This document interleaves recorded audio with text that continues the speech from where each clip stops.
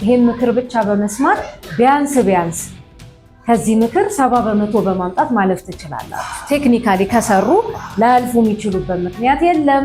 ፈተና ሲዘጋጅ እንግዲህ ብዙ ጊዜ እነዚህ ፈተና አዘጋጆች የሚጠቀሙት የብሉም ታክሶኖሚ ዶሜን ነው።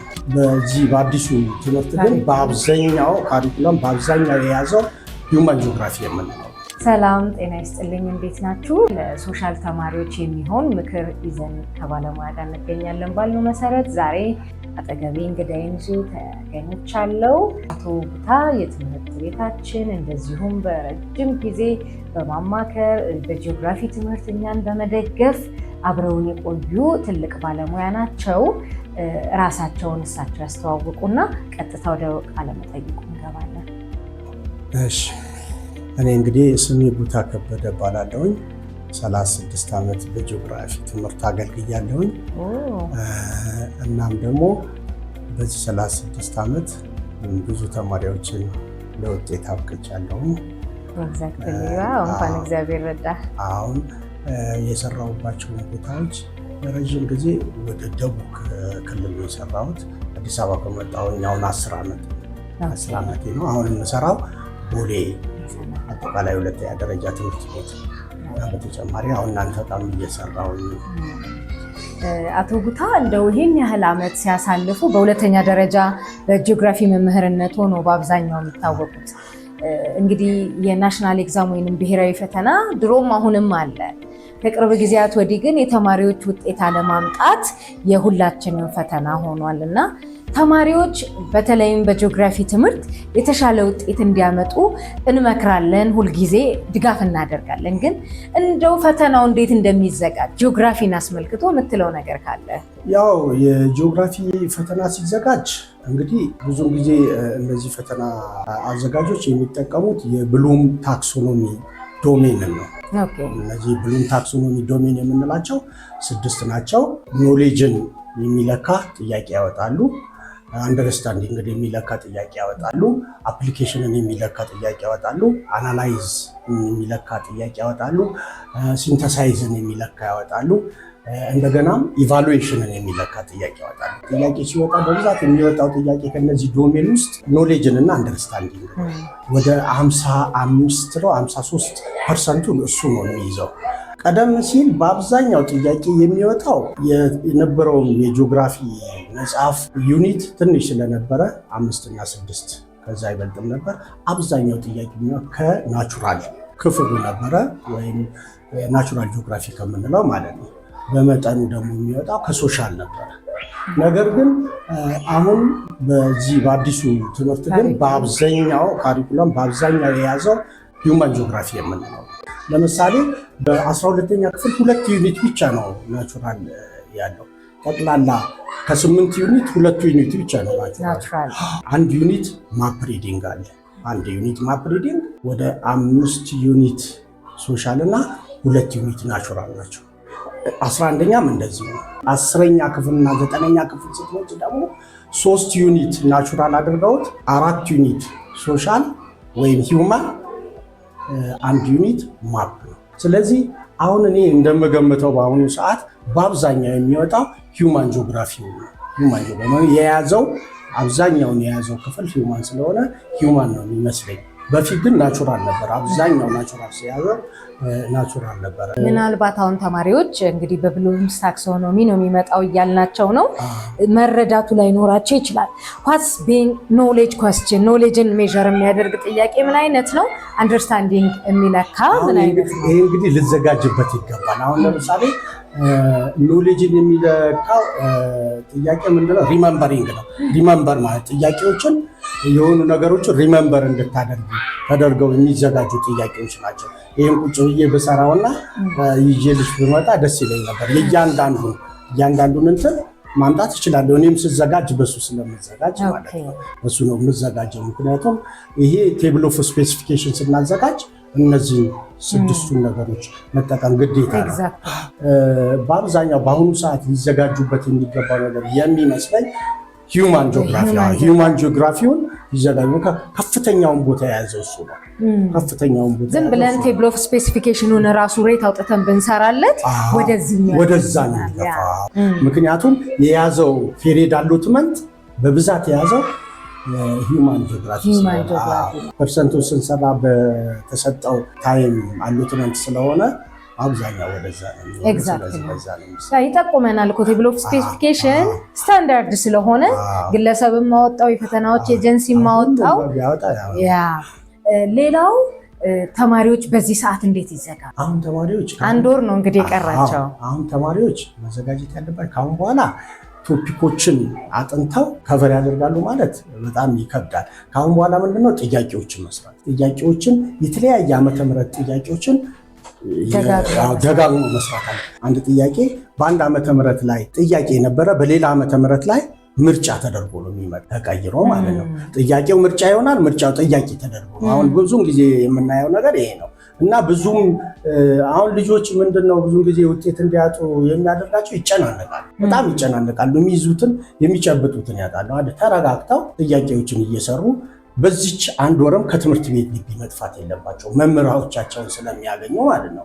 የከበዳቸውን ነገር ይጠይቃሉ፣ እዛ የቸገራቸውን ነገር ከትምህርት ቤት ግቢ መጥፋት የለባቸው እና አሁን ብዙ ጊዜ ተማሪዎች እናጠናለን ብለው ቤት ይቀራሉ፣ ግን ሲከብዳቸው የሚረዳቸውን ሰው ያጣሉ። ስለዚህ ትምህርት ቤት እየመጡ ከመምህሮቻቸው ጋር እየተገናኙ የከበዳቸውን እየጠየቁ ጥያቄ ቢሰሩ የተለያየ ዓመተ ምህረት ጥያቄ ቢሰሩ ከቨር ማድረግ ይችላሉ። 4ቱን ግሬዶች ከግሬድ 9 እስከ 12 እያለ ስለሚነካካ የሆነ ጥያቄ ሲነሳ ሀሳብ ራይዝ ያደርጋሉ፣ እዛ ቦታ ላይ ይወያያሉ፣ ዲስከስ ያደርጋሉ እና እንደዛ ቢያደርጉ ልጆች የተሻለ ይመስለኛል። ካሁን በኋላ አረጋግተው በግሩፕ ወርክ ያለፉ ጥያቄዎችን ደጋግመው ቢሰሩ እናም ደግሞ መምህሮቻቸው የሚሰጧቸው ጥያቄ አለ።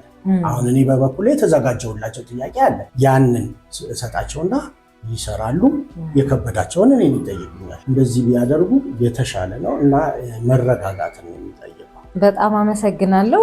እንደው ምናልባት ተማሪዎች በዚህ ሰዓት ከኛ ቢሰሙት የምትለው ነገር ካለ? በተደጋጋሚ ጥያቄ በናሽናል ኤግዛም እየመጣ ግን ተማሪዎች የሚስቷቸው ልንገርሽ። አሁን ሶሻል ተማሪ ባይኔቸር ምን አይነት ፊሊንግ አለው መሰለኝ?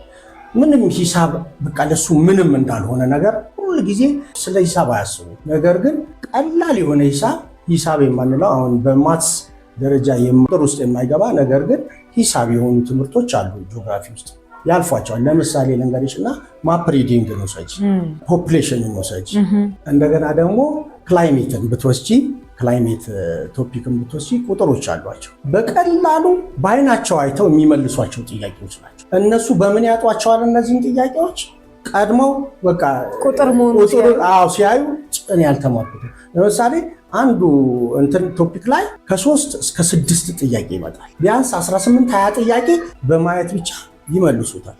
በማየት ብዙም ካልኩሌሽን የለውም። እንደ ሎጋሪዝም ምናምን ነገር አይደለም። ኢዚ የሆነ በማካፈል በመቀነስ የምታገኛቸው ፖፑሌሽንን ብታይ እንደዛ ነው። አሁን ልጆች ብዙውን ጊዜ የሚያጧቸው እነዚህን ጥያቄዎች ናቸው። እነዚህ ጥያቄዎች ደግሞ ይለያያሉ፣ ሁሌ ይመጣሉ። ሁሌ ከዓመት ዓመት የፈለግሽውን ዓመተ ምህረት ፈተና አምጪና አሉ።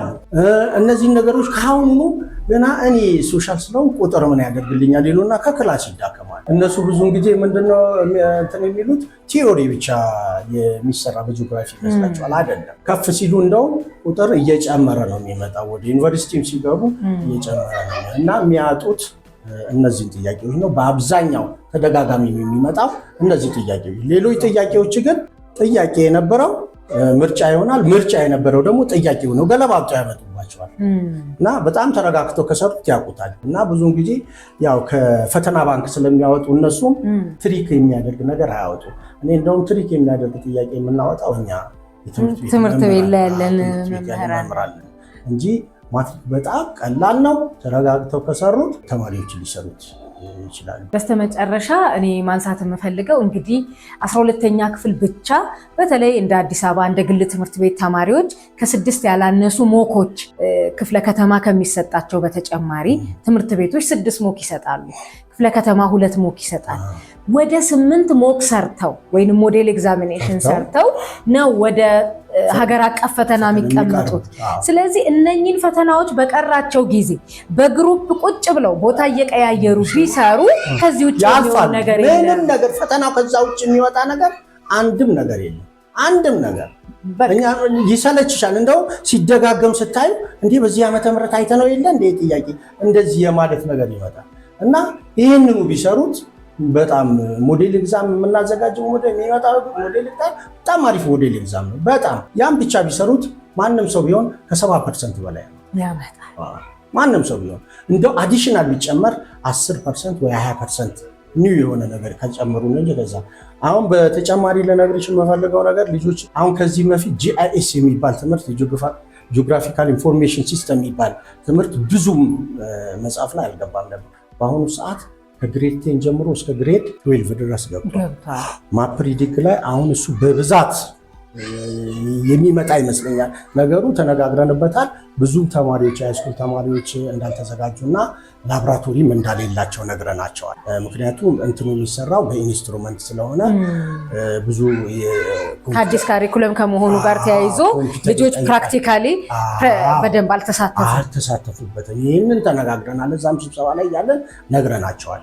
ችግር ነው ላብራቶሪ ያስፈልገዋል እና ልጆች ደግሞ በታች ነገር አይ ዝም ብላችሁ ቲዮሪውን አስጨብጧቸው ስላሉን ምናልባት አሁን እንደ ማፕ ሪዲንግ ልናገር የምፈልገው ነገር አዲሽናሊ እሱን ነገር ያስገቡታል ዘንድሮ ብዬ ገምታለሁ። እንደ ቲዮሪ የሆነ ያህል ያዙት። እኔም ለራሴ ተማሪዎች እየነገርኳቸው በፊት ማፕ ሪዲንግ ነበረ በዛ ቦታ። አሁን ማፕ ሪዲንግ ግሬድ 9 ላይ ወስደው ግሬድ 9 ላይ ጨርሰውት ግሬድ 10 ላይ GIS ጀመሩ። ግሬድ 11 እና 12 ላይ ደግሞ ሪሰርችን እና GIS ነው ያስገቡት በብዛት። ስለዚህ ያንን ልጆች እንዲዘጋጁ ለማለት ነው።